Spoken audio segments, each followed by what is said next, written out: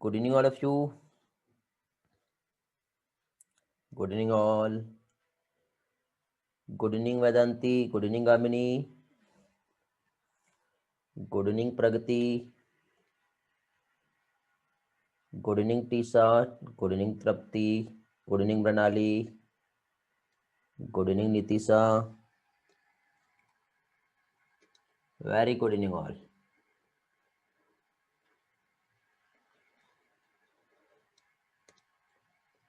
Good evening Janhvi. बेटा strength कम दिख रहा है अभी तक सिर्फ 32 स्टूडेंट ही क्लास में ज्वाइन किए हैं। वाई?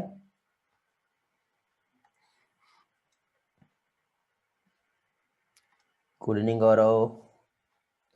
कहाँ है बेटा आपका स्ट्रेंथ? किधर है आपके बैच का? लिंक नहीं मिली ग्रुप में? बेटा जस्ट लिंक मैंने ही पोस्ट कर दिया हूँ अभी। गुड इवनिंग निधि। चलो तो फाइनली आगे का पोर्शन जो है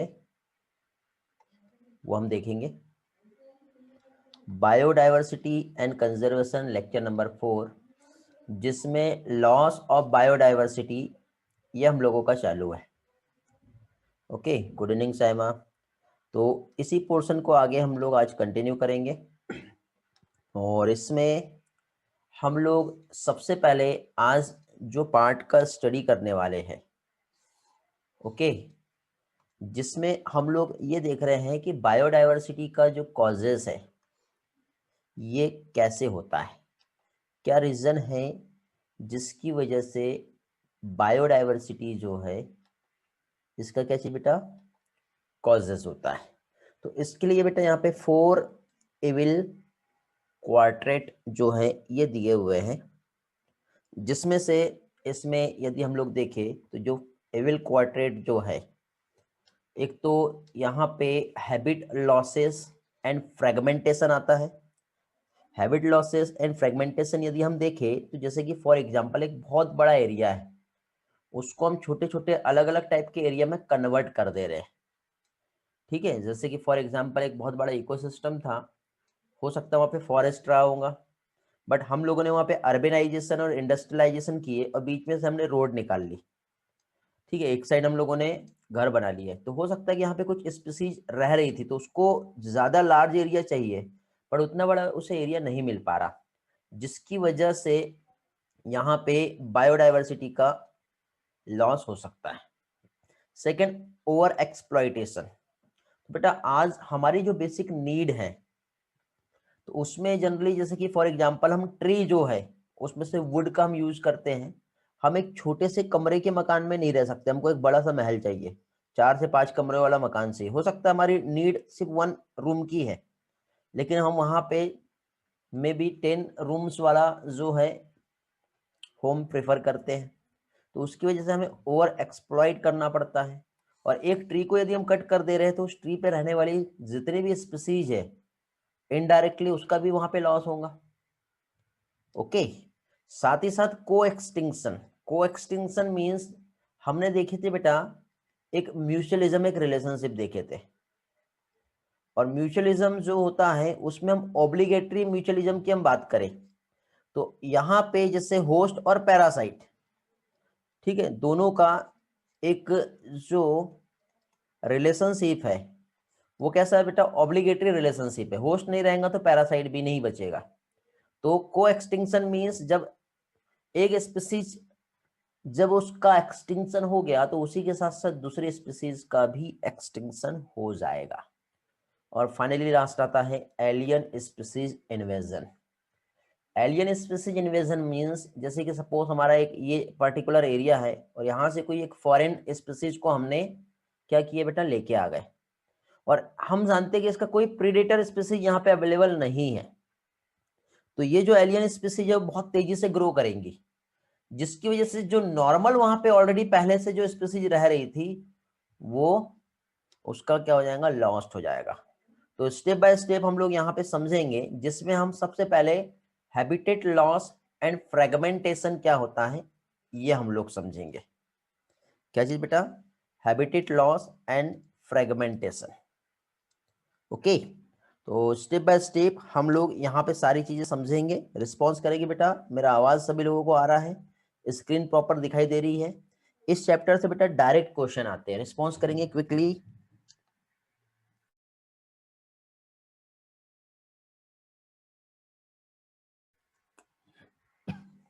okay, very good. Ishwari, Vedanti, Mrinali, Sahil, चलो बेटा ग्रेट।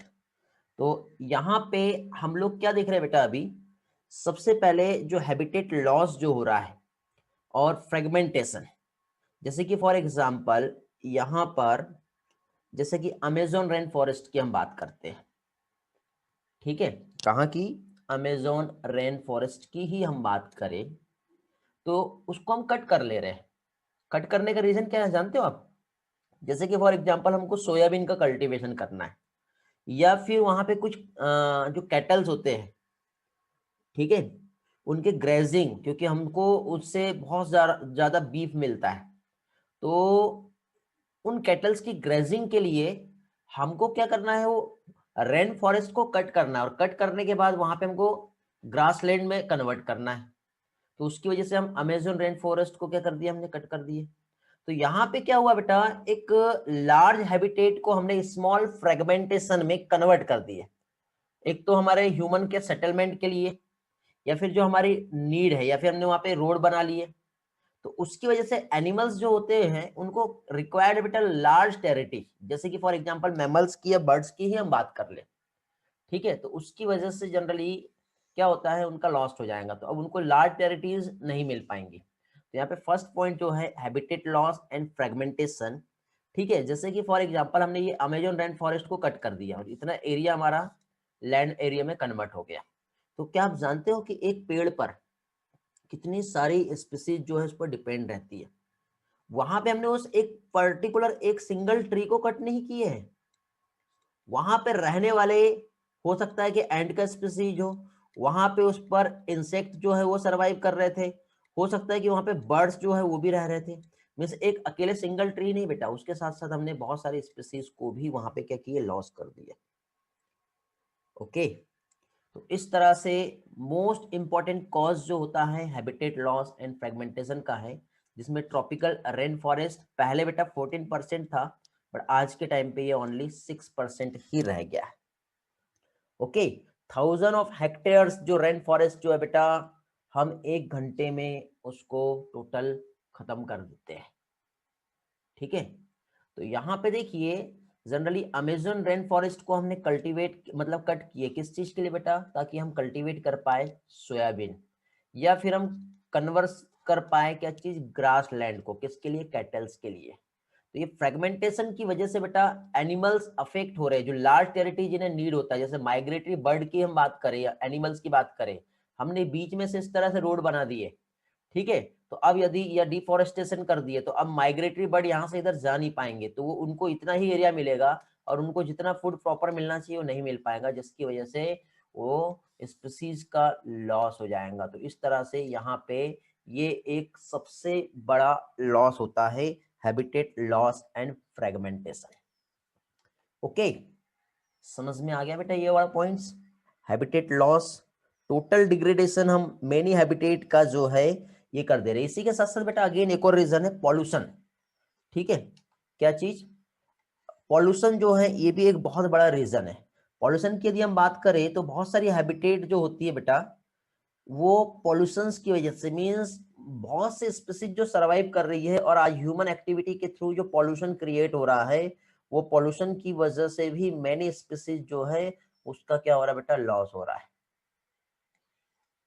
ओके, तो ये फर्स्ट जो 4 एविल क्वाड्रेंट हम जो देख रहे हैं, इसका फर्स्ट पॉइंट हमने देखे हैबिटेट एंड लॉस या फिर फ्रेगमेंटेशन जो है, इसकी वजह से क्या क्या हो सकता है और ये हम क्यों कर रहे हैं, उसका रीजन भी मैंने आपको बताया। तो एग्जाम में डायरेक्टली ऐसे ही क्वेश्चन आएंगे, क्वेश्चंस डायरेक्टली आपसे पूछा जाएगा, ठीक है? जिसमें पहली चीज तो जो क्वेश्चंस जो रहेंगे आपको, ठीक, ये ट्रॉपिकल रेन फॉरेस्ट पहले कितना था या फिर अभी कितना हो गया, कितना इसका लॉस्ट हुआ है, यह आ सकता है, या फिर इसी के साथ साथ जो टोटल लॉस जो हुआ है, ठीक है, टोटल लॉस, या फिर हम डिग्रेडेशन कह सकते हैं मैनी हैबिटेट का, ठीक है? क्या चीज, डिग्रेडेशन जो हुआ है मैनी हैबिटेट का, तो यहाँ पे सबसे बड़ा रीजन जो है क्या चीज है, पॉल्यूशन। ये भी एक सबसे बड़ा रीजन जो है, ठीक, क्योंकि इसकी वजह से भी जो है डिटेंड हुआ survival of the many species. ठीक है, और जब लार्ज हैबिटेट एरिया को जब हम स्मॉल फ्रेगमेंट में कन्वर्ट करते हैं due to the human activity, okay, जैसे कि इतना बड़ा एक हैबिटेट था, ह्यूमन एक्टिविटी की वजह से इसमें हमने इसको छोटे छोटे फ्रेगमेंट में कन्वर्ट कर दिए। ठीक है, एक साइड इधर डेजर्ट बन जाएगा या फिर जो भी है, यहाँ पे हमने रेजॉर्ट बना लिए। ओके, क्या चीज, यहाँ पर हम लोगों ने रेजॉर्ट बना लिए। उसी के साथ साथ एक साइड हम लोगों ने फार्म लैंड जो है, फार्म हाउस या जो भी हो सकता है, वो यहाँ पे फॉर्म हो गया। ठीक है, तो फार्म लैंड हो गया यहाँ पर, फार्म हाउस इसमें हमने कन्वर्ट कर दिए। साथ ही साथ इधर हम लोगों ने जो गार्डन या पार्क जो होते हैं ये बना लिए। तो फाइनली अब हो क्या रहा है आप बताइए, इसमें जो बर्ड्स या फिर हम मैमल्स की हम बात करें जो यहाँ पर रह रहे थे, बर्ड्स एंड मैमल्स, इनको क्या चीज रिक्वायर्ड है बेटा, इन्हें रिक्वायर्ड है लार्ज टेरिटरीज। ठीक है, फिर हम क्या कहते हैं, फिर हम ये कहते हैं कि जैसे कि फॉर एग्जांपल टाइगर या तेंदुआ वो हमारे घर पे आ गया, हमने यहाँ घर बनाया और हमारे घर पे आ गया, या सांप हमारे घर में घुस गया, तो ऐसा नहीं होता बेटा, वो हमारे घर पे नहीं आया है, हम उनके यहाँ पे रहने चले गए, क्योंकि यहाँ पे ये कंप्लीट ये इस तरह से फॉरेस्ट था, हमने इसको कट किए कट किए कट किए, कट करने के बाद ये भी कट हो गया, ये भी कट हो गया, ये भी कट हो गया, कट हो गया, कट करते करते करते करते फाइनली हम लोगों ने यहाँ पे अपना घर बना लिए। अब वो कहाँ रहेगा बताओ, तो वो ऑब्वियसली वो तो आपके यहाँ आएगा ना, तो वो आपके यहाँ नहीं आया है, आप उसके यहाँ गए हो, समझे।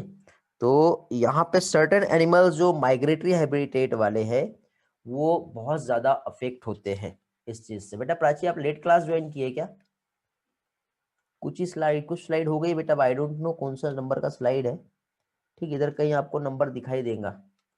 ओके, अभी इसके बाद नेक्स्ट पॉइंट हम लोग देखेंगे, ओवर एक्सप्लॉइटेशन। अब ओवर एक्सप्लॉइटेशन की यदि हम बात करें तो थोड़ी देर पहले ही मैं आप लोगों को ओवर एक्सप्लॉइटेशन जो है इसके टर्म्स को समझा रहा था। ओवर एक्सप्लॉइटेशन जो है यदि हम लोग देखें तो यहाँ पर पहली चीज तो हमारी जो हैबिट है, क्या चीज बेटा, इंसान की नीड जो है उसको तो नेचर फुलफिल कर सकता है, लेकिन उसकी ग्रीड जो लालच है उसको कभी फुलफिल नहीं कर सकता, तो वो किसी भी चीज का क्या है, लिमिट से ज्यादा यूज करने लग जाता है, चाहे तो उसको उसके फूड की बात कह लो, ठीक है, या फिर उसके रहने के लिए यदि हम उसके शेल्टर की हम बात कर ले। ओके, तो यहाँ पे मेनी स्पीसीज जो है बेटा लास्ट 500 ईयर में यदि हम देखें तो ये जो स्टेलर सी काऊ की हम बात करें, ठीक है, या फिर पैसेंजर पिजन की हम बात करें तो लास्ट 500 ईयर में, ठीक है, ये ओवर एक्सप्लॉइटेशन की वजह से इसका लॉस्ट हो गया है। ओके, तो यहाँ पे ये एक इम्पॉर्टेंट पैसेंजर जो है पिजन, ये इम्पॉर्टेंट है, एक्सटिंक्ट हो गया है due to the over exploitation. और उसी के साथ साथ मैराइन फिश की यदि हम बात करें तो मैराइन फिश भी बेटा जो पॉपुलेशन जो हमारे अराउंड द वर्ल्ड जो हार्वेस्ट कर रही है, ठीक है, तो इसका भी कंटिन्यू मैराइन फिश का भी बेटा लॉस्ट होते जा रहा है, कंटिन्यू लॉस हो रहा है बेटा। ठीक है, क्यों, क्योंकि हम इन लोगों का बिजनेस कर रहे हैं।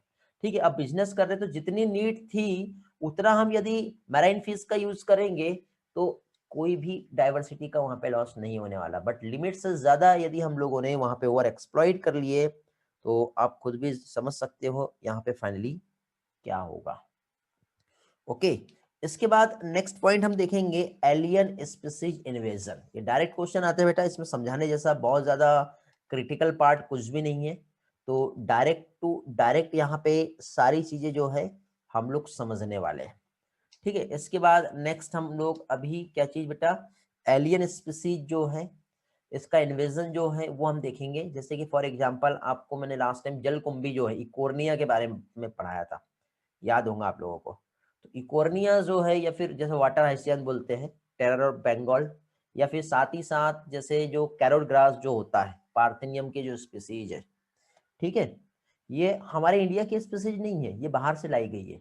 लेकिन जब ये बाहर से फॉरेन से हमारे इंडिया की लैंड पे जब ये स्पीसीज आई, तो इसको खाने वाला कोई भी प्रीडेटर स्पीसीज जो है, कोई भी इंसेक्ट नहीं था। तो फाइनली ये इतना तेजी से ग्रो किया, इतना फास्टली ये ग्रो किया कि फाइनली आज के टाइम पे हम लोगों की जो नॉर्मल जो स्पीसीज वहां पे जो रह रही थी, ठीक है, उस पर बहुत बड़ा लॉस हुआ। तो एलियन स्पीसीज ने डिक्लाइन कर लिया बेटा, या एक्सटिंक्ट कर लिया है। जो क्या कह सकते हैं बेटा, ये देसी स्पीसीज कहते हैं बेटा इसको। क्या है? इंडिजीनियस स्पीसीज मींस जो हमारी इंडिया की स्पीसीज थी, उसको क्या किया इसने, बहुत बड़ा अफेक्ट किया है। तो ये एलियन स्पीसीज जो है, जब इसे हम लोगों ने जब लेके आए अपने यहाँ पे, तो ये तो आ गई, ये तो आके रहने लगी, बट ये नॉर्मल स्पीसीज जो है उसको कॉम्पिटिट करने के लिए फिर यहाँ पे ये इसको नहीं खा सकती थी। तो इसने वहां पे इतना बड़ा आतंक मचाया कि हमारी जो नॉर्मल स्पीसीज है, ठीक है, लोकल स्पीसीज जो होती है, ठीक है, इंडिजीनस स्पीसीज मीन्स क्या होता है, जो हमारी लोकल स्पीसीज जो है, उस लोकल स्पीसीज क्या हो गई बेटा, एक्सटिंक्ट हो गई। लोकल स्पीसीज का क्या हो गया, एक्सटिंक्शन हो गया। साथ ही साथ एक लेक विक्टोरिया की यदि हम बात करें, ठीक, कुछ और एग्जांपल्स भी हम यहाँ पर देखेंगे बेटा, ठीक है, एलियन स्पीसीज इन्वेजन का एक नील पर्च एग्जांपल है, नील विक्टोरिया जो है ये है।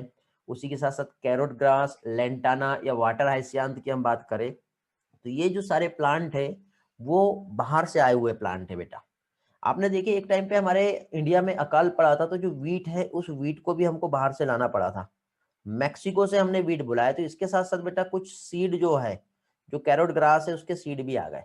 और आज के टाइम पे अब इसको खाने वाला कोई इंसेक्ट नहीं था, तो ये जो कैरोट ग्रास जो है इसके भी जो नंबर है इतने ज्यादा जो है देखने को मिलेंगे, जिसका हम अंदाजा भी नहीं लगा सकते। नील पर्च जो है इसको हमने लेक विक्टोरिया जो है हमारे ईस्ट अफ्रीका जो है, वहां पर हम लोगों ने क्या इंट्रोड्यूस किए।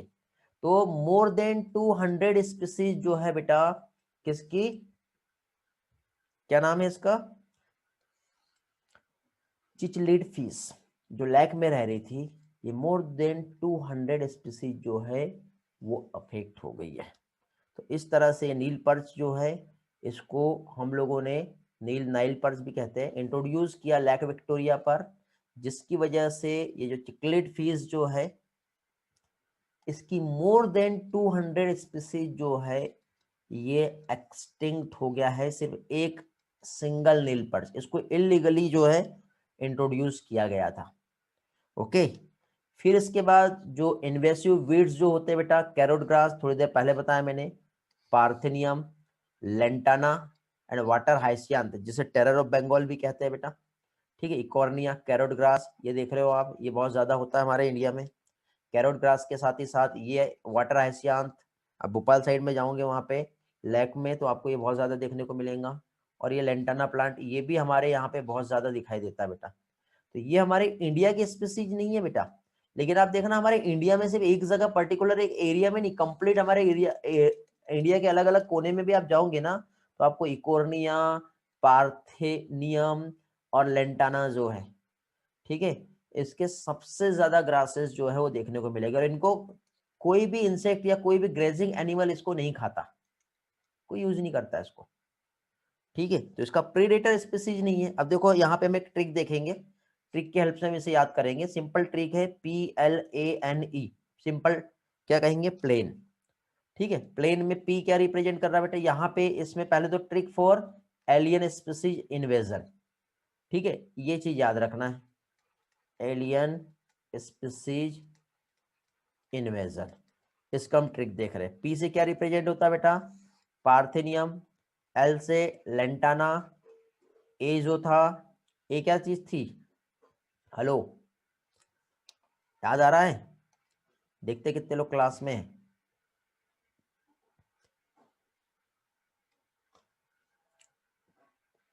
है कि कोई क्लास में बताएगा। नहीं बेटा, ये तो मैंने बताया ही नहीं हूं अभी, मैं ए का रिप्रेजेंटेशन पूछ रहा हूं। वेरी गुड, चलो कुछ लोगों को पता है जो ऑलरेडी पढ़ के आए हैं, ठीक है, बाकी लोग, अफ्रीकन कैट है बेटा, ठीक है, अफ्रीकन कैट, एन से नील पर्च, ये है अफ्रीकन कैटफिश जो है ये वाली। इसको इलीगली बेटा हमने हमारे इंडिया में, बार बार एक वीडियो आ रहा है स्क्रीन पर, क्यों आ रहा बेटा? कौन सा वीडियो आ रहा बेटा बार बार स्क्रीन पर? सभी लोगों के साथ हो रहा है क्या ऐसा?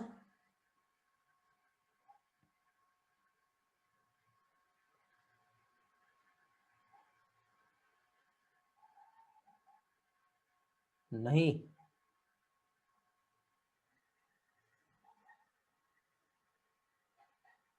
कुछ लोगों के साथ आ रहा है, कुछ लोगों के साथ नहीं आ रहा है।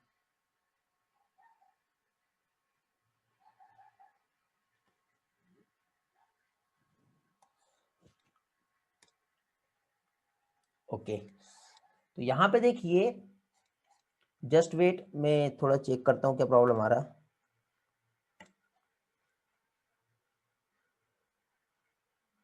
ग्रीन बोर्ड,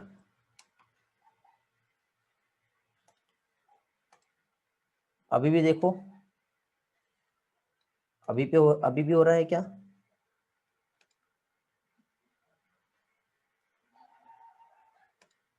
कुछ तो भी टेक्निकल एरर चल रही होंगी फिर बेटा। नहीं,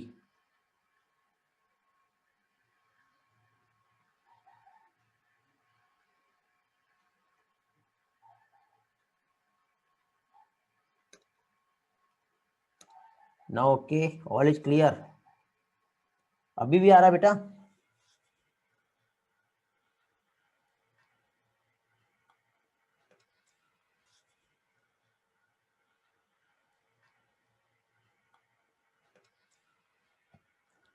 नो,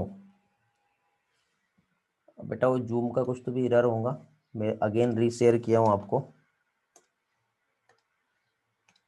ओके, आई होप अब प्रॉब्लम ना आए।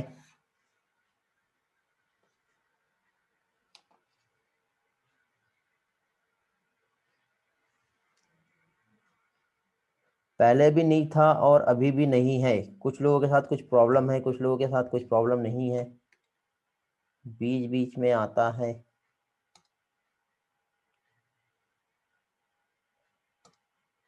अभी कुछ आ रहा है?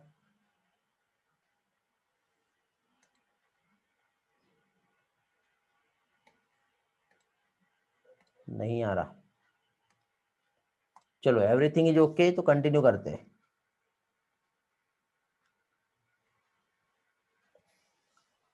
ओके, मुझे नहीं मालूम बेटा, हो सकता है कि आपके सिस्टम में कुछ प्रॉब्लम हो रहा होगा, या फिर मेरे साइड से जूम का कुछ शेयरिंग जो है उसमें प्रॉब्लम आ रही होंगी, तो कुछ ना कुछ वहां पे प्रॉब्लम क्रिएट हो रही होंगी। ओके, आई होप अभी ना आए। अभी फिर से आएगा तो बताना, फिर से रीशेयर करना पड़ेगा फिर हम लोगों को, ठीक है? चलो कंटिन्यू करें। हाँ, तो अभी देखिए यहाँ पे नेक्स्ट पॉइंट जो है ये हम देखेंगे अभी यहाँ पर, और नेक्स्ट पॉइंट जो है क्या देख रहे हैं हम लोग यहाँ पे, एलियन स्पीसीज इन्वेजन जो है ये हम लोग देख रहे थे। तो इसमें हम लोगों ने कुछ एग्जांपल्स देखे थे। कौन से एग्जांपल्स देखे थे बेटा हम लोगों ने? यहाँ पे देखिए, एलियन स्पीसीज इन्वेजन, पहली चीज तो होती क्या है? तो एलियन स्पीसीज इन्वेजन जो है मींस यहाँ पे, जैसे कि फॉर एग्जांपल हमारे इंडिया में, कहाँ पर? हमारे इंडिया में किसी फॉरेनर स्पीसीज जो है, जब उसे हम इन्वेट कर रहे हैं, या फिर किसी भी कारण से जब वो फॉरेनर स्पीसीज हमारे इंडिया में या फिर कहीं पर भी हो सकता है, जब उसे इंट्रोड्यूस कराया जाता है, तो उसको खाने वाला कोई भी प्रीडेटर स्पीसीज जो है वहां पर नहीं होता। तो उसकी वजह से वो जो स्पीसीज है, जब उसको किसी भी टाइप का कंपटीशन नहीं मिलेगा, तो वो क्या करेगा बेटा, बहुत फास्टली एंड रैपिडली क्या होगा, वो तेजी से क्या करेगा, ग्रो करेगा। और ग्रो करने की वजह से अब क्या होगा, वो जो नॉर्मल या जो लोकल स्पीसीज जो वहां पर प्रेजेंट है, वो लोकल स्पीसीज जो है वो क्या होंगी, उसका एक्सटिंक्शन हो जाएगा। तो ये हम लोग यहाँ पर देख रहे थे। तो यहाँ पे देखिए बेटा, हमने जैसे कि कुछ एग्जांपल्स यहाँ पर देखे, जैसे नील पर्च जो है, जो कि लेक विक्टोरिया ईस्ट अफ्रीका में, जब इसे हमने इंट्रोड्यूस किए तो फाइनली मोर देन 200 स्पीसीज जो है किसकी, चिकलेट फिश की, उस जगह से एक्सटिंक्ट हो गई। फिर इसके बाद नेक्स्ट हम लोगों ने यहाँ पे देखे क्या चीज, जो इन्वेसिव वीड्स जो है, जैसे कैरोट ग्रास की हम बात कर ले, पार्थिनियम की हम बात कर ले, लेंटाना, या फिर वाटर हाइसियांथ, ठीक है, जिसे क्या कहते हैं बेटा, इकोर्निया, जलकुंभी कहते हैं इसे, ठीक है, टेरर ऑफ बंगाल के नाम से भी जाना जाता है। तो जो हमारी नेटिव स्पीसीज जो है, उस नेटिव स्पीसीज को बहुत ज्यादा डैमेज किया, ठीक है। तो ये कुछ आप लोग यहाँ पर देख रहे हो बेटा, क्या चीज, कैरोट ग्रास, लेंटाना या फिर वाटर हाइसियांथ, ये प्लांट है जिसने कितना यहाँ पर अफेक्ट किया है। अफ्रीकन कैटफिश जो है, जिसका साइंटिफिक नेम हम देखें तो क्लेरियस क्या है, गेरीपिनस, ये इंपॉर्टेंट है, ये आपके एनसीईआरटी का ही है, आपको ये याद रखना है बेटा, ठीक है, ये याद करना पड़ेगा। अफ्रीकन कैटफिश क्या चीज, क्लेरियस गैरी पीनस जो है, हमने हमारे एक्वा कल्चर के लिए, ठीक है, एक्वा कल्चर के लिए हमने इस जो फिश जो है अफ्रीकन कैटफिश, इसको हम लोगों ने इंट्रोड्यूस कराया, जिसकी वजह से जो हमारी लोकल कैटफिश जो थी, जो हमारे रिवर में थी, इंडियन कैटफिश, ये क्या हो गई बेटा, एक्सटिंक्ट हो गए। तो एक स्पीसीज को इंट्रोड्यूस कराने की वजह से फाइनली दूसरा जो स्पीसीज वहां पर है, उस पे क्या हुआ, काफी ज्यादा इफेक्ट हुआ है। ओके, समझ गए। फिर नेक्स्ट आता है को एक्सटिंक्शन। को एक्सटिंक्शन की यदि हम बात करें तो को एक्सटिंक्शन मीन्स क्या होता है, तो को एक्सटिंक्शन मीन्स, जैसे कि हमने को इवोल्यूशन पढ़े थे, याद है, को इवोल्यूशन, जैसे कि म्यूचुअलिज्म की हम बात करें, तो म्यूचुअलिज्म जो होता है वहां पे, जैसे कि फॉर एग्जांपल एक स्पीसीज जो है, ठीक है, जैसे कि फिग की एक स्पीसीज हमने देखे थे, याद है, और दूसरा हम लोगों ने क्या देखे थे, फिग वास्प। तो दोनों में से कोई भी एक स्पीसीज यदि नहीं रहेगी तो दूसरा स्पीसीज बेटा वहां पर सरवाइव नहीं करेगा। क्या रीजन है आप जानते हो, रीजन ये है कि यहाँ पे ये दोनों का बेटा पार्शियल, क्या कह सकते हैं हम लोग, ऑब्लिगेटरी म्यूचुअलिज्म रिलेशनशिप है, और दोनों एक दूसरे के बिना नहीं रह सकती। तो जब एक स्पीसीज का एक्सटिंक्शन होगा और जो भी स्पीसीज उसके साथ एसोसिएटेड है, चाहे आप होस्ट पैरासाइट की आप बात कर लो या फिग वास्प और फिग ट्री की आप बात कर लो, ठीक है, तो ये जो है दोनों भी स्पीसीज एक की नहीं होने की वजह से वो क्या होगा बेटा, खत्म हो जाएगी। तो जो को इवॉल्व हुआ है बेटा, प्लांट पॉलिनेटर म्यूचुअलिज्म की हम बात करें, तो जब इसका एक पे कॉज हुआ तो ऑब्वियसली दूसरा भी क्या होगा, एक्सटिंक्ट कर जाएगा। समझ में आ गया बेटा, हेलो, क्लियर हुआ, रिस्पॉन्स देंगे, एवरीथिंग इज ओके।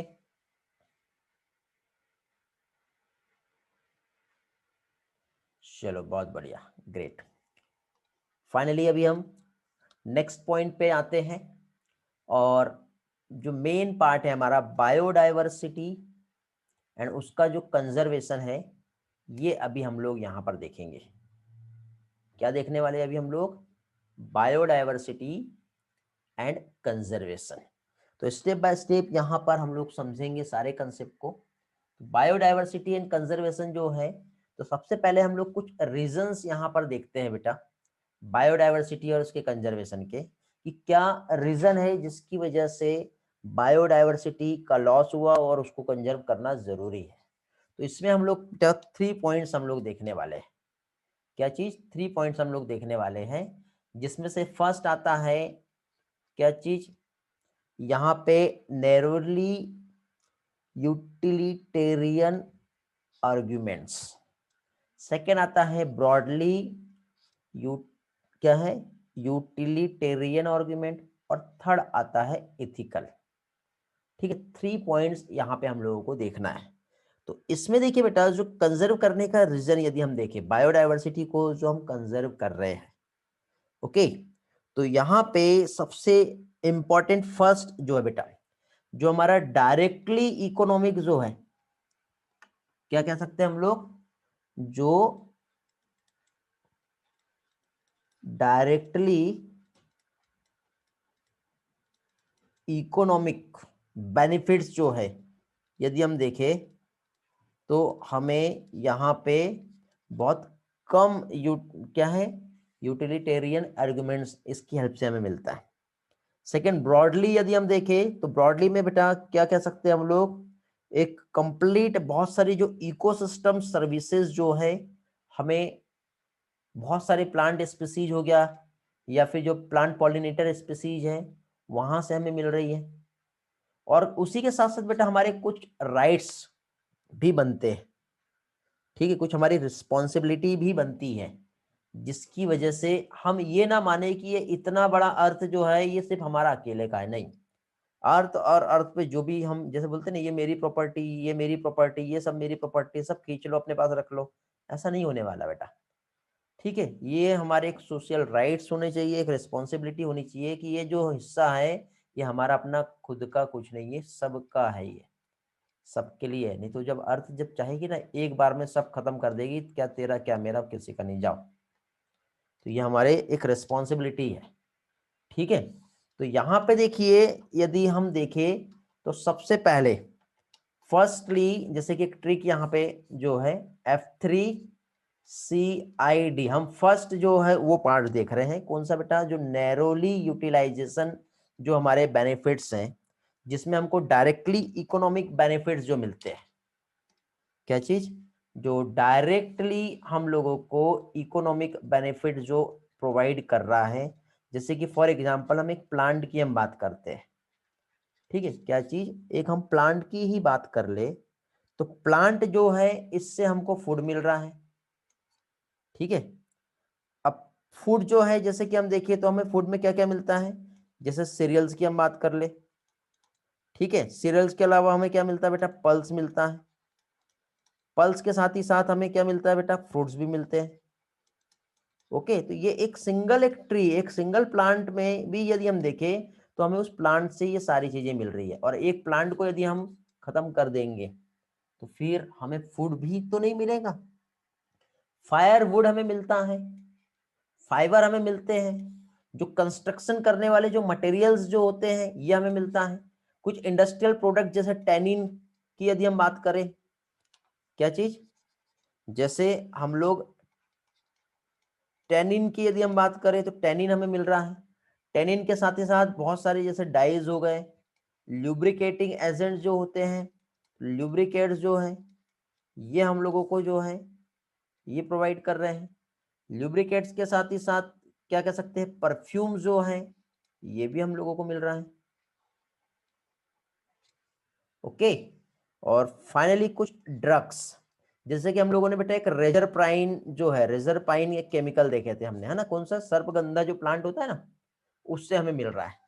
तो ये क्या है बेटा, सांप के काटने का जो टॉक्सिन्स होता है, उस टॉक्सिन्स को ये न्यूट्रलाइज करता है। तो ये ड्रग्स भी तो हमें मिल रहे हैं। ठीक है, मींस बहुत सारे जो मेडिसिनल प्रोडक्ट्स जो हमें चाहिए, ठीक है, मार्केट में जो वर्ल्ड वाइड यदि हम देखें तो वो सारी चीजें हमें कहाँ से मिल रही है, हमें इस प्लांट से मिल रही है। ठीक है, इसी के साथ साथ यदि हम यहाँ पर देखें तो जैसे कि for example Amazon rain forest की यदि हम बात करें, ठीक है, चलो पहले तो एक बार हम यहाँ पे देख लेते हैं क्या क्या हमने देखे। सबसे पहले तो हम लोग यहाँ पे नैरोली यूटिलिटेरियन आर्गुमेंट्स, जिसमें आप फ्रूट्स कह लो, फूड कह लो, वेजिटेबल्स कह लो, ऑल थिंग्स जो आप लोगों को यहाँ पे प्रोवाइड हो रही है। बहुत सारे जो मेडिसिनल प्लांट है, जैसे आप एलोवेरा की आप बात कर लो, नीम की बात कर लो, ठीक है, तो वो प्लांट से भी हमें बहुत सारा जो है डिसीज को रिकवरी मिलती है। तो जो इकोनॉमिक बेनिफिट जो है बेटा, जो हमारे नेचुरल सोर्सेज जो है, प्लांट जो है, उससे हमें जो है प्रोवाइड हो रहा है। ठीक है, मोर देन 25% जो ड्रग्स जो है वो हमें प्लांट से ही मिलते हैं, और 25,000 स्पीसीज प्लांट की जो ऐसी है बेटा जिसका क्या है, मेडिसिनल वैल्यू है। ओके, तो 25,000 स्पीसीज जो है बेटा प्लांट की, ये कंट्रीब्यूट करता है, जिसके वजह से हम लोग बहुत सारी मेडिसिन आज के टाइम पे यहाँ पे बना रहे हैं। ठीक, और फाइनली हम ट्रॉपिकल रेन फॉरेस्ट की हम बात कर रहे हैं, तो ट्रॉपिकल रेन फॉरेस्ट में बहुत सारे ऐसे प्लांट है जिसमें बहुत सारे मेडिसिनल प्लांट है जो अभी भी हम जानते ही नहीं है। ठीक है, और जैसे ही हम लोगों ने बेटा जो भी रिसोर्सेस है, क्या चीज, जो भी रिसोर्सेस है उसका यदि हम लोगों ने यूज बहुत ज्यादा कर दिए, ओवर एक्सप्लॉइट यदि हमने कर दिए, तो फाइनली एक टाइम ऐसा आएगा कि सारी चीजें खत्म हो जाएगी। कोई भी बायोलॉजिकल रिसोर्सेज जो है, मींस यदि जैसे कि हमने अमेजोन रेन फॉरेस्ट को काटना चालू किए, वहां पे कई स्पीसीज ऐसी है बेटा जो मेडिसिनल प्रॉपर्टी की हो सकती है, कैंसर जैसी जो है डिसीज हो गया, या फिर बहुत सारी ऐसी डिसीज है, ठीक है, जिसके अगेंस्ट हम मेडिसिन जो है वो बना सकते हैं। बट इस फॉरेस्ट को हमने यदि तबाह कर दिए तो उसमें कई ऐसी स्पीसीज जो खत्म हो जाएगी, जो बहुत अच्छी बेटा जानलेवा बीमारी की मेडिसिन हमें दे सकती थी। ओके, यदि हम उसका मॉलिक्यूलर लेवल और जेनेटिक लेवल पे हम स्टडी करेंगे तो हमें बहुत सारी चीजें यहाँ पे पता चलेगी। एनसीईआरटी ने यहाँ पे एक टर्म यूज किया है जिसे बायो प्रोस्पेक्टिंग टर्म कहा है। क्या चीज, बायो प्रोस्पेक्टिंग। बायो प्रोस्पेक्टिंग क्या होता है जानते हो आप लोग? बायो प्रोस्पेक्टिंग मतलब किसी भी बायोलॉजिकल रिसोर्सेस का पता लगाना, उसका इकोनॉमिक इंपॉर्टेंट क्या है, और उसके लिए हमें उसका जेनेटिक लेवल और मॉलिक्यूलर लेवल पे स्टडी करना होता है। ये टर्म बायो प्रोस्पेक्टिंग कहलाता है। हेलो, क्लास में है ना सभी लोग? रिस्पॉन्स करेंगे जल्दी से।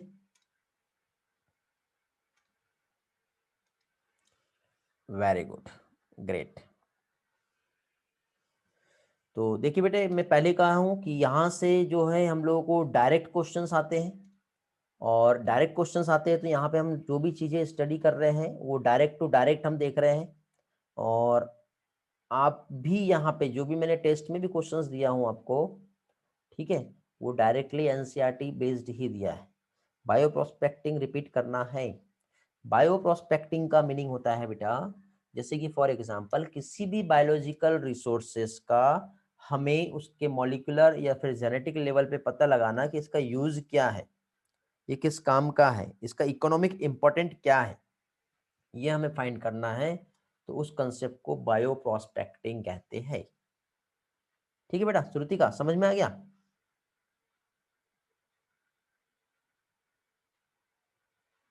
हेलो, अभी भी कुछ ऐसा आ रहा है क्या स्क्रीन पर?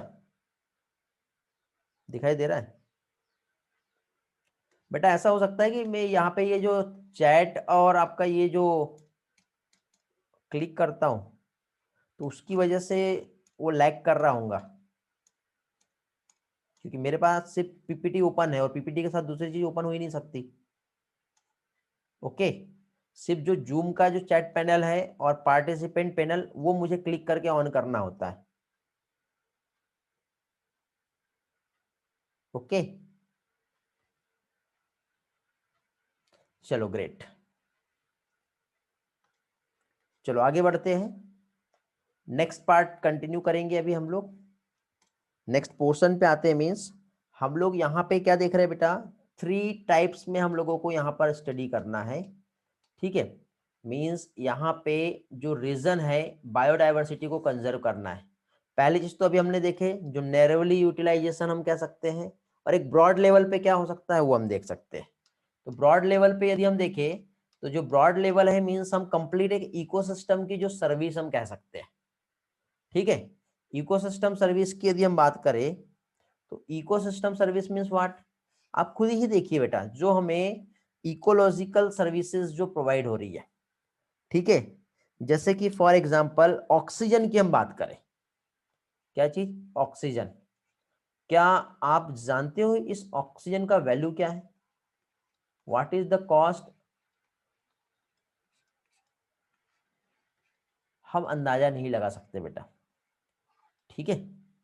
रॉबर्ट कॉस्टेंजा का हमने एस्टिमेट पढ़े थे लास्ट टाइम, याद होगा आपको। तो यदि हम एक हॉस्पिटल में हम जाते बेटा, तो हॉस्पिटल में, ठीक है, एक महीने का उसका जो ऑक्सीजन का बिल आता है, ठीक है, तब हमें समझ में आएगा कि ऑक्सीजन कितना कीमती है। आप खुद देखिए ना बेटा, 1 लीटर यदि पानी आप देखें, ठीक है, और आपको एक मिनरल वाटर की बॉटल यदि खरीदना रहे, जैसे किनले, बिस्लरी या वाट एवर, ठीक है, तो वहां पे आप लोगों को 20 रुपीज चार्ज करना पड़ता है।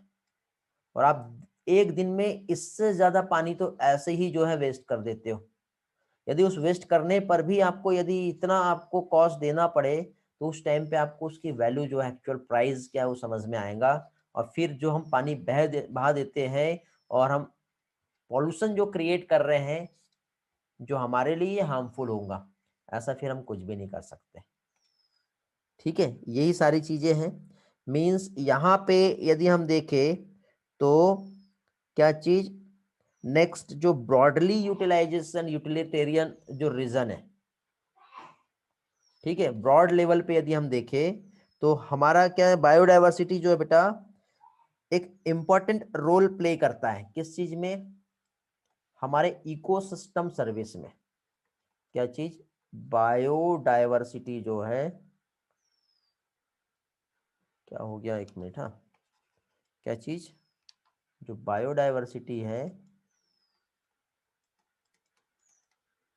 ये एक मेजर रोल जो है किस चीज में, हमारा जो इकोसिस्टम का जो सर्विस है। क्या चीज? इकोसिस्टम सर्विसेज, इसमें बहुत इंपॉर्टेंट रोल प्ले कर रहा है। जैसे कि हमारे अमेजोन रेन फॉरेस्ट जो है, इसे हम क्या कहते हैं, lungs of the planet. Okay, means 20% जो टोटल ऑक्सीजन का जो होता है ना, वो हमें इस अमेजोन रेन फॉरेस्ट से ही मिलता है। ठीक, जैसे कि हमारे जो अर्थ है, हमारे अर्थ का जो एटमॉस्फेयर है, वहां पे 20% जो ऑक्सीजन है हमें अमेजोन रेन फॉरेस्ट से मिलता है। अभी आप ये बर्ड देख रहे हो बेटा, ये पॉलिनेटर स्पीसीज है, जैसे बी की आप बात कर लो, बम्बल बी, बर्ड्स या फिर बैट्स, ठीक है।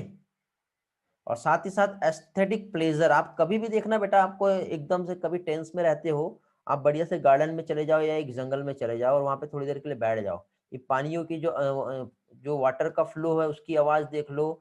साथ ही साथ आपको जो शैडो मिलेगी उस प्लांट से, उसी के साथ साथ एक पॉज, एक फ्री प्योर प्यूरिफाई एयर आपको वहां पे मिलेंगी। बर्ड्स की वहां पे आपको आवाज मिलेंगी, जैसे कि कोई इंस्ट्रूमेंट प्ले हो रहा है और एक म्यूजिक बहुत अच्छा से चल रहा है, और आपको इतना अच्छा फील होगा। खुद आप यहाँ पे फील करके देखो, इस पिक्चर्स को भी आप यदि उस तरह से फील करोगे कि रियल में आप वहां पर हो, तो सोचो कितना अच्छा एक एस्थेटिक प्लेजर भी आपको मिलता है। क्या आप इसका कोई कॉस्ट लगा सकते हो? कितना होगा? मीन्स बहुत सारे एनिमल हमारे ऐसे हैं बायोडायवर्सिटी में जो अलग अलग तरह से रोल प्ले कर रहे हैं। अब बी, बम्बल बी, बर्ड और बैट्स की ही बात कर लो, ठीक है, सिर्फ प्लांट ही नहीं बेटा कि प्लांट हमें फ्रूट्स और सीड दे दिया। मुझे ये बताओ, यदि बर्ड्स या फिर ये पॉलिनेटर स्पीसीज नहीं रही, तो क्या प्लांट से हमें फ्रूट्स और सीड मिलेंगे? रिस्पॉन्स करेंगे बेटा? यदि पॉलिनेटर स्पीसीज नहीं रहती, तो क्या प्लांट हमें फ्रूट्स और सीड देते? यस और नो? नहीं देते। तो यहाँ पे हर एक स्पीसीज का अपना अलग एक रोल है, ठीक है। तो यहाँ पे पॉलिनेशन का भी यदि हम एक कॉस्ट लगाए विदाउट द हेल्प, ठीक है, एक नेचुरल पॉलिनेशन का, क्योंकि आप कभी देखना, एक आर्टिफिशियल पॉलिनेशन जो हम इमास्कुलेशन की प्रोसेस के थ्रू जब करते हैं, तो साइंटिस्ट की हेल्प से जब हम पॉलिनेशन कराएंगे ना, तो आपको समझ में आएगा कितने सारे इक्विपमेंट का नीड होता है और उसका खर्चा कितना आता है। आसान नहीं है। और ये सारी चीजें हमें फ्री में मिल रहा है बेटा, पॉलिनेशन। तो हर एक डायवर्सिटी, हर एक स्पीसीज का अपना एक रोल है, ठीक है। हम उसका कुछ भी ऐसा एस्टिमेट कॉस्ट नहीं निकाल सकते। और फाइनली हम यदि उस स्पीसीज का लॉस कर रहे हैं, तो इनडायरेक्टली कहीं ना कहीं चल के हमारा भी लॉस हो रहा है। और लास्ट आता है बेटा हमारा इथिकल आर्ग्यूमेंट्स। हमारे इथिक्स है बेटा, हमारी रिस्पॉन्सिबिलिटी है कि हर स्पीसीज को हमें सेव करना है। ठीक है, हमारा एक मॉरल ड्यूटी है बेटा कि हम केयर करें हर किसी का, हर किसी का, कोई भी एनिमल्स रहे, ठीक, हर किसी की वहां पे केयरिंग होना चाहिए। हमें ये समझना चाहिए कि जो अर्थ है वो हमारे अकेले की प्रॉपर्टी नहीं है बेटा। Million of plant, animal, micro organisms जो इस प्लानेट पे है वो हमारे साथ जब शेयर कर रहे हैं, तो हर स्पीसीज का अपना इंट्रिंसिक एक वैल्यू होता है बेटा। और हमारा एक मॉरल ड्यूटी है कि हम भी उनकी केयर करें और हमारी एक फ्यूचर जनरेशन को हम सेव कर पाए, क्योंकि आज हम ऐसा करेंगे तो हमारे आने वाला फ्यूचर जनरेशन जो है वो बेनिफिट उठाएगा, नहीं तो फिर क्या होगा ना आप जानते हो ना कोई और जानता है। तो ये सारी चीजें थी बेटा कुछ इंपॉर्टेंट, जो बायोडायवर्सिटी को कंजर्व करना क्यों जरूरी है। लास्ट एक टॉपिक हम लोगों को यहाँ पे देखना है, जिसे कहते हैं बेटा टाइप्स ऑफ कंजर्वेशन। और कंजर्वेशन के हम टाइप्स देखिए तो 2 टाइप का होता है बेटा कंजर्वेशन। एक होता है इन सिटू कंजर्वेशन और एक होता है एक्स सिटू कंजर्वेशन। क्या चीज? एक आता है इन सिटू कंजर्वेशन और दूसरा होता है एक्स सिटू। इन सिटू कंजर्वेशन की यदि हम बात करें तो इसे हम कहते हैं बेटा नेचुरल होम। क्या कहते हैं हम लोग इसे? Natural home. नेचुरल होम हमारे थ्रू बनाया वाला नहीं।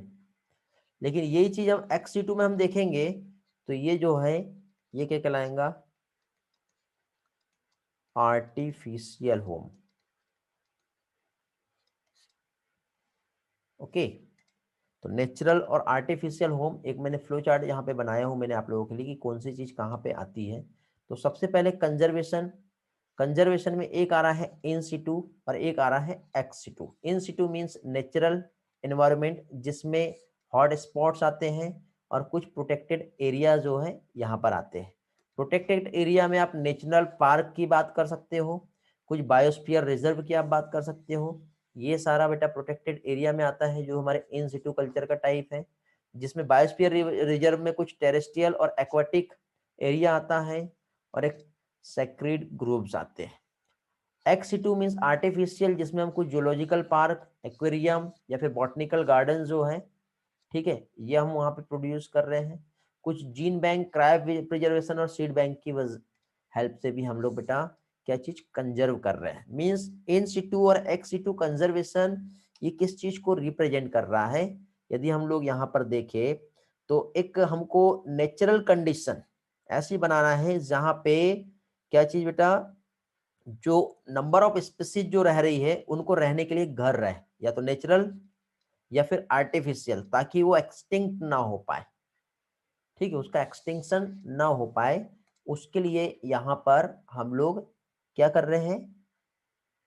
कंजर्व कर रहे हैं स्पीसीज को। मींस एक ऐसी सिचुएशन हमको तैयार करना जहां पे कोई भी एनिमल या कोई भी प्लांट जो इंडेंजर्ड हो रहे हैं, ठीक है, और बहुत अर्जेंट है उनको प्रिजर्व करना, तो उनके लिए बेटा हम लोगों को कुछ तो भी ऐसा एनवायरनमेंट क्रिएट करना पड़ेगा जहां पे उनका फूड और उनका शेल्टर और उनकी देखरेख हो, और फाइनली हम उस स्पीसीज को कंजर्व कर पाए। क्योंकि मैंने आपको पहले ही बताया कि की स्टोन स्पीसीज यदि खत्म हो गई तो उसके साथ रहने वाली एक दूसरी स्पीसीज जो है वो भी तबाह हो जाएगी।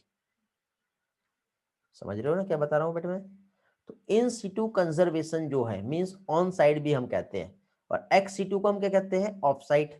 जैसे कि ये हो गया हमारा इन सिटू नेचुरल, जो नेचुरल हमारी कंडीशंस है जिसमें हम लोग क्या कर रहे हैं बेटा, एक नेचुरल कंडीशन जहाँ पे ह्यूमन का किसी भी टाइप का इंटरफेरेंस ना हो, या ह्यूमन मेड इकोसिस्टम भी हम बना सकते हैं, बट क्या है?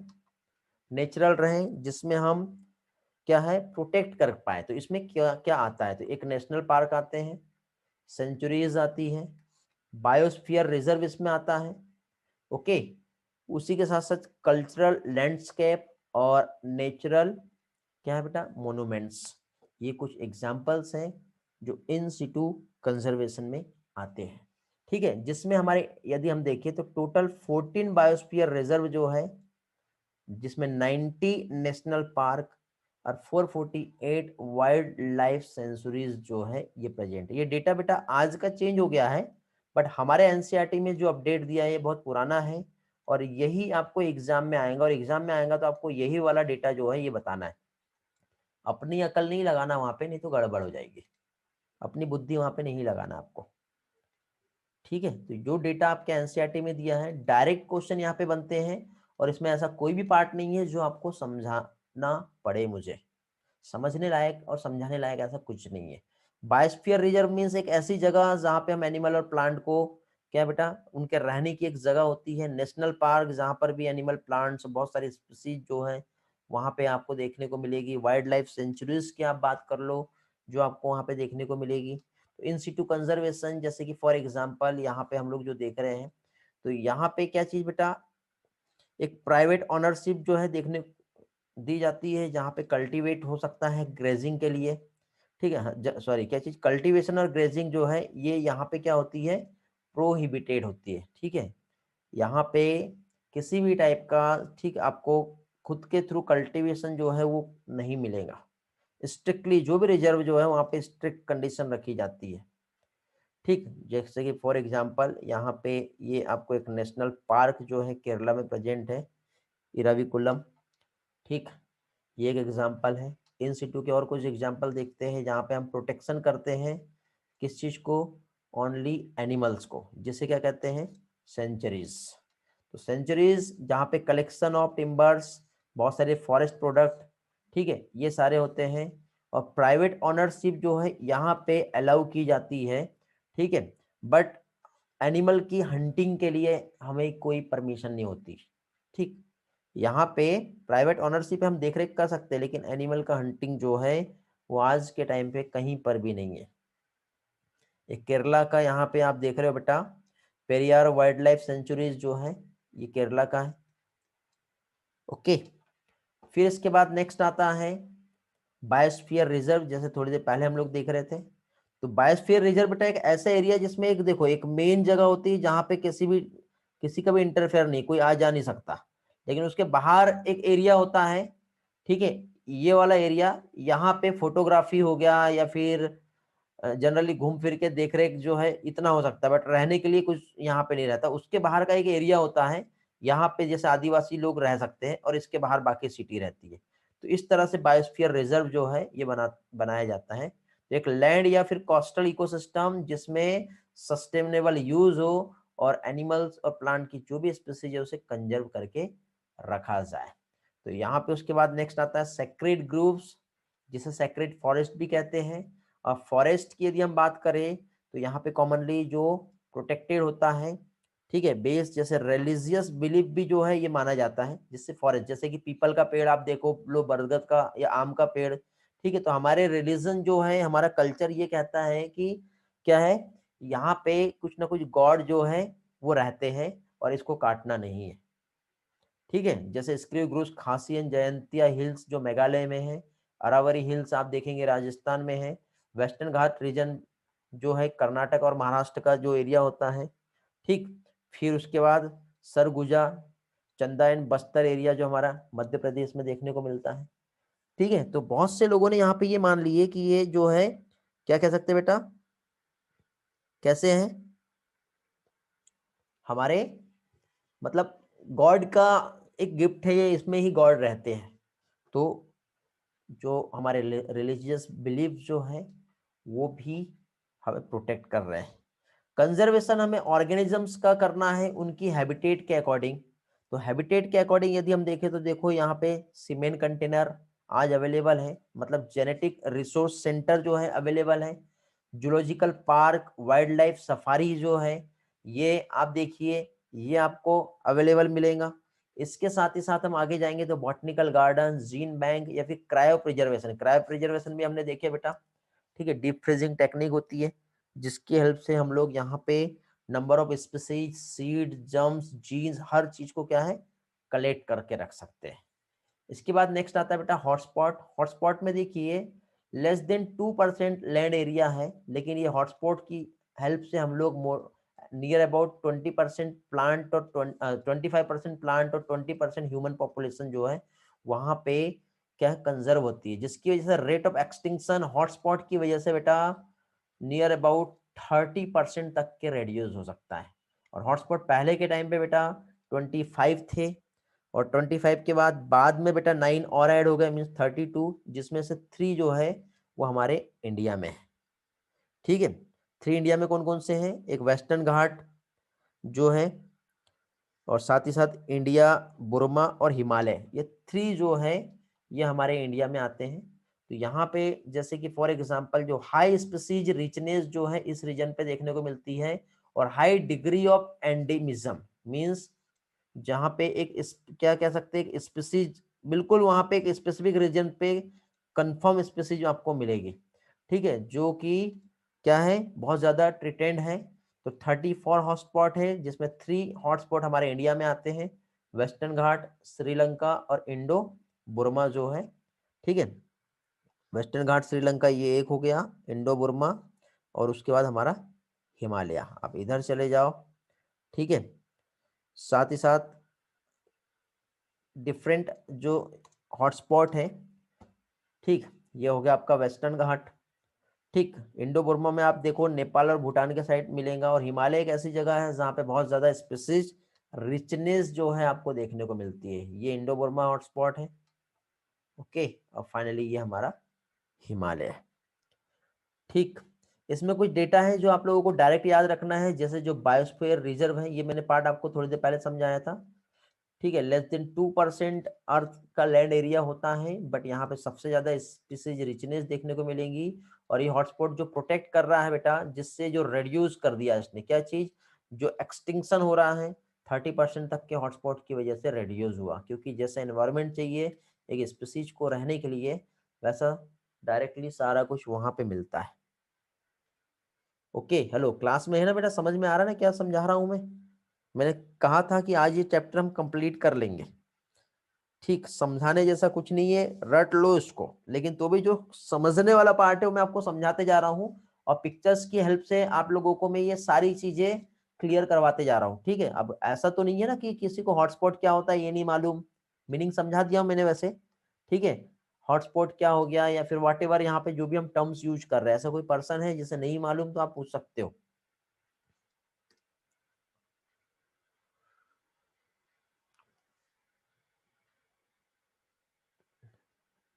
एवरीथिंग इज क्लियर, रिस्पॉन्स करो।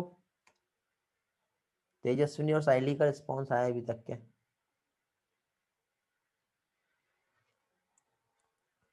ओके, मानो, मृणाली, कल्याणी।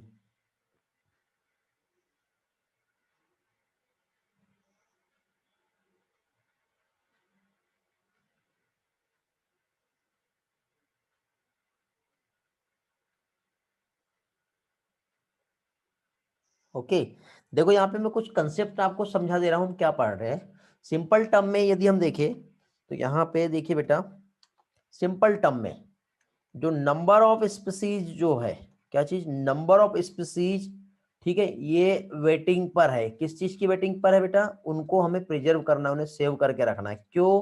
क्योंकि वो अभी एक्सटिंक्शन की कगार पे है, एक्सटिंक्ट हो चुकी है। क्यों बेटा? क्योंकि हम लोगों ने बहुत ज्यादा एक्सेस यूज जो है हम लोगों ने वहां पे किए हैं, तो एक्सेस वहां पे ओवर एक्सप्लॉइटेशन जो हो गया है, तो उसकी वजह से कंजर्व करना है बेटा जो रिसोर्सेस अभी अवेलेबल है। जितनी स्पीसीज जो है जिनको हमें बचाने की नीड है, यदि आज हम सारे उपाय भी कर ले ना, जितना भी हमारा जो मेन पावर है सभी को लगा ले, और हम सोचे कि ये सारे स्पीसीज को हम बचा पाए, बट ये पॉसिबल ही नहीं हो पाएगा, कितना भी रिसोर्सेस लगा ले, क्योंकि हमने इतना ज्यादा डैमेज कर दिया हमारे इकोसिस्टम को कि ये पॉसिबल नहीं है। लेकिन फिर भी हम एक ग्लोबल बेसिस पर यदि हम देखें, ठीक है, कि यदि हमें कुछ तो भी करना है, तो प्रॉब्लम जो है हमको एक बड़े लेवल पे जाके सोचना पड़ेगा। ठीक है, सारी कंट्री के साथ आपस में मिलकर बात करनी पड़ेगी, कुछ एजेंडा बनाना पड़ेगा, कुछ समिट बनानी पड़ेगी, समिट रखनी पड़ेगी, और सभी लोगों से बात करके हमें कुछ ऐसे बड़े पैमाने पर बड़े डिसीजन लेना पड़ेगा कि नंबर ऑफ स्पीसीज ज्यादा से ज्यादा हम प्रोटेक्ट कर पाए। ठीक है, मींस यदि हम कुछ ऐसे स्पॉट्स को छोड़ दें, ठीक है, कि जहां पर, नहीं तो हम सोचेंगे कि इतने स्पीसीज को हम यहाँ रख लेते, इतनी को हम यहाँ रख लेते, इससे अच्छा एक कंप्लीट एक बड़ा सा हमने एक हॉटस्पॉट बनाया और सारे को हमने एक जगह रख दिए, तो काफी हद तक के हम क्या है बेटा बहुत सारे स्पीसीज को बचा सकते हैं, जिसमें से एक है बायो डाइवर्सिटी हॉटस्पॉट रीजन, जहाँ पे high level of species richness जो है देखने को मिलती है। यही चीज हम लोग ये देख रहे थे, और high level of species richness, high degree of endemism जो है, ठीक है। तो हाई डिग्री ऑफ एंडेमिज्म्स की यदि हम बात करें तो वो स्पीसीज वहां पे वही मिलेगी जो और कहीं नहीं मिल सकती, ठीक है। इसका मीनिंग क्या है, यदि कोई स्पीसीज है ना तो वो स्पीसीज आपको यही मिलेगी और कहीं नहीं मिल सकती, तो सोचो इसको बचाना कितना जरूरी था। तो ये सारी चीजें आपको कहां पर मिलेगी बेटा, हॉटस्पॉट में मिलेगी। ओके, तो टोटल कितने बायोलॉजिकल हॉटस्पॉट है, 34, जिसमें से इंडिया में कितने हैं, 3 हॉटस्पॉट है। पहले कितने थे, 25 थे, ये भी बताया एनसीईआरटी ने, जो आगे 9 और ऐड हो गए, तो फाइनली कितने हो गए बेटा, 34 हो गए। मतलब एक ऐसी जगह जहां पे बहुत बड़ी नंबर्स में हैबिटेट का लॉस हुआ और कोई स्पीसीज यदि इंडेंजर्ड हो चुकी है, तो हमारे इंडिया में 3 हॉटस्पॉट ऐसे रहेंगे, ठीक है, जहाँ पे हाई बायोडाइवर्सिटी रीजन हम कह सकते हैं, ठीक, जहाँ पे काफी हद तक के स्पीसीज को हम प्रोटेक्ट कर रहे हैं, ठीक है। और इंडिया की एक यूनिक बायोडाइवर्सिटी रीजन यदि हम देखें तो बायोस्फीयर रिजर्व, नेशनल पार्क और सेंचुरीज, जो हम थोड़ी देर पहले देखते आ रहे थे, ठीक है, इधर साइड मैंने बताया आपको, ठीक है। क्या क्या चीज बताया मैंने इंडिया का आपको, मैंने देखो ये सेक्रेड ग्रुप्स मैंने यहाँ पे समझाया, ठीक है। उसी के साथ साथ पीछे क्यों नहीं जा रहा है, बायोस्फीयर रिजर्व मैंने आपको समझाया, और साथ ही साथ सेंचुरीज यहाँ पे मैंने आप लोगों को समझाया, ठीक है। तो ये सारी चीजें जो है, ठीक, जिसमें से बायोस्फीयर रिजर्व जो है, क्या चीज, टोटल बायोस्फीयर रिजर्व 14 है, नेशनल पार्क इंडिया में 90 के आसपास आएंगे, और सेंचुरीज जो है 448। ये डायरेक्ट क्वेश्चन आता है बेटा, ये डेटा आपको याद रखना है, ओके। और इंडिया की एक और हिस्ट्री रही है जो मैंने आपको समझाया, रिलीजियस हिस्ट्री, रिलीजन जो है, तो रिलीजियस जो है बेटा, जो धर्म है हमारा, जो कल्चर है, वो किस बात को मानता है, जो हमारा ट्रेडिशन है वो किस चीज को मानता है, जैसे पीपल का पेड़ कह लो या फिर कोई बरगद का पेड़ कह लो, ठीक है। तो कुछ लोगों ने बेटा अपने कुछ हिस्से को एकदम पवित्र मान लिया है, ठीक है, और जो पवित्र मान लिया है कि ये जो है इसको हम कुछ भी नुकसान नहीं होने देंगे। तो ये सारी चीजें हैं जो हम लोगों ने यहाँ पे स्टडी की है। आई होप आपको ये सारा पार्ट समझ में आ गया होगा, ठीक है। वेस्टर्न घाट, श्रीलंका, इंडो बर्मा और हिमालय, ये भी हम लोग यहाँ पर देख चुके हैं।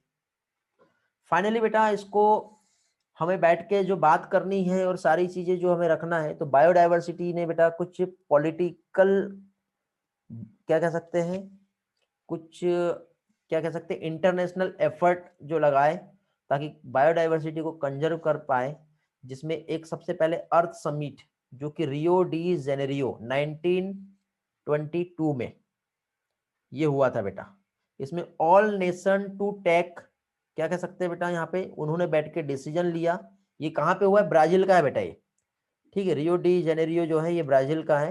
1992 में एक समिट हुई थी जिसे अर्थ समिट कहते हैं, जिसका ऑब्जेक्टिव क्या था अर्थ समिट का, बायोडाइवर्सिटी को कंजर्व करना, सस्टेनेबल यूज ऑफ बायोडाइवर्सिटी और शेयरिंग जो बेनिफिट होते हैं, ठीक है, और साथ ही साथ उसके जेनेटिक रिसोर्सेस तक के, ताकि लोगों को भी अवेयर किया जाए और एक एजेंडा बनाया कि हमको एक टाइम तक के, ठीक है, हमें नंबर ऑफ स्पीसीज जो है वो क्या करनी है, प्रोटेक्ट करनी है। तो बायोडाइवर्सिटी को बचाने के लिए जो भी नेशन है वो आपस में मिलकर काम करना चाहिए, और ऐसा हुआ है, ठीक है। और कन्वेंशनल जो हो सकता है बायोडाइवर्सिटी का, क्या हो सकता है, ये मिलके बात करें। इसका एक फॉलोअप हुआ है बेटा, और फॉलोअप जो लिया बेटा वर्ल्ड समिट जो जोहान्सबर्ग 2002 में हुआ है बेटा, और ये हुआ है साउथ अफ्रीका में। कहां पर, साउथ अफ्रीका में हुआ है, ठीक है। तो ये वर्ल्ड समिट थी सस्टेनेबल डेवलपमेंट के नाम पर। तो सस्टेनेबल डेवलपमेंट जो कब बेटा, 2002 में जोहान्सबर्ग साउथ अफ्रीका, 190 कंट्रीज ने इसमें पार्टिसिपेट किया था बेटा। और यहाँ पे इन्होंने कमिटमेंट किया कि 2010 तक, अब तो हम आगे पहुंच गए हैं लेकिन हम अकॉर्डिंग टू एनसीईआरटी देख रहे हैं तो उसी लेवल पे बात करेंगे कि 2010 तक के जितना भी बेटा करेंट रेट जो है बायोडाइवर्सिटी लॉस का, उसमें हम लोग क्या है, करंट रेट जो बायोडाइवर्सिटी लॉस है 2010 तक के, उसको हम लोग रिड्यूस कर देंगे, और काफी रिड्यूस हुआ है बेटा बायोडाइवर्सिटी लॉस का। ठीक है, तो एक ग्लोबल रीजन जो लोकल लेवल पे, हर लेवल पे जो है बायोडाइवर्सिटी का लॉस को हमें प्रोटेक्ट करना है, हमें बचाना है। तो फाइनली बेटा ये था आप लोगों का, क्या कह सकते हैं हम लोग, जो भी मेन कंसेप्ट है जो हम लोगों ने यहाँ पर स्टडी की है, सारी चीज़ें एक एक पार्ट हम लोगों का अभी यहाँ पर क्लियर हो चुका है। अभी किसी के भी कुछ भी डाउट्स है तो आप लोग मुझसे पूछ सकते हो, व्हाटएवर जो भी होगा। ठीक है, और उम्मीद करता हूँ सभी लोगों को सारी चीज़ें जो है समझ में आ रही होंगी, एक एक पार्ट क्लियर हो गया होगा। हेलो, रिस्पॉन्स करेंगे जल्दी से।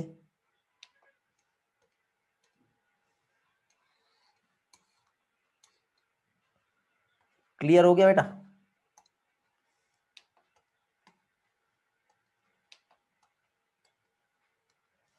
Very good. तो फाइनली फिर आप लोग रेडी हो जाइए डे आफ्टर टुमारो जो आपका टेस्ट है उसके लिए। ये चैप्टर हमारा कंप्लीट हुआ। जैसे कि लास्ट टाइम हम लोगों का डिस्कशन हुआ था, एनवायरमेंटल इशू के जो कोर कंसेप्ट है उस पर हमें डिस्कस करना है, एक शॉर्ट रिवीजन हमें करना है। बट उस रिवीजन के पहले मैं ये चाह रहा हूँ कि आप लोग एक बार एटलीस्ट कंप्लीट एनवायरमेंटल इशू का स्टडी खुद से कर लो।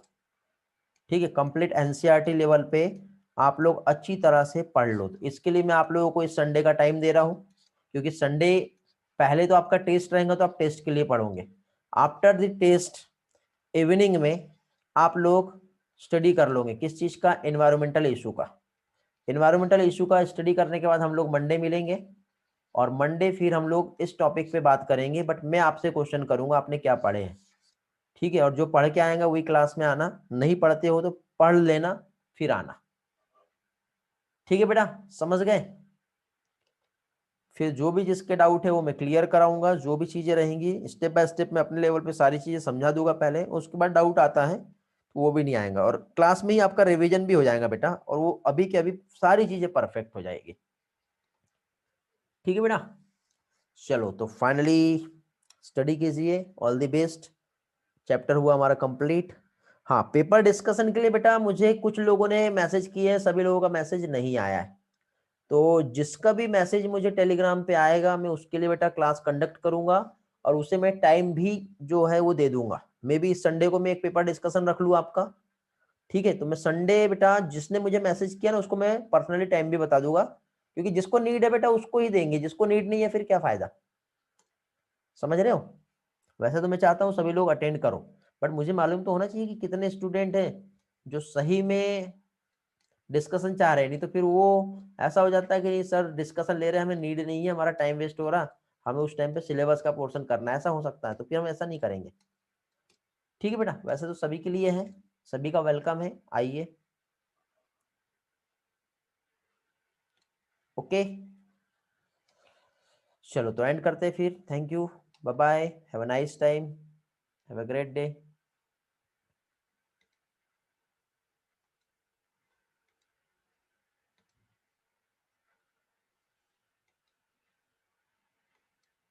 बाय बेटा वेदांती।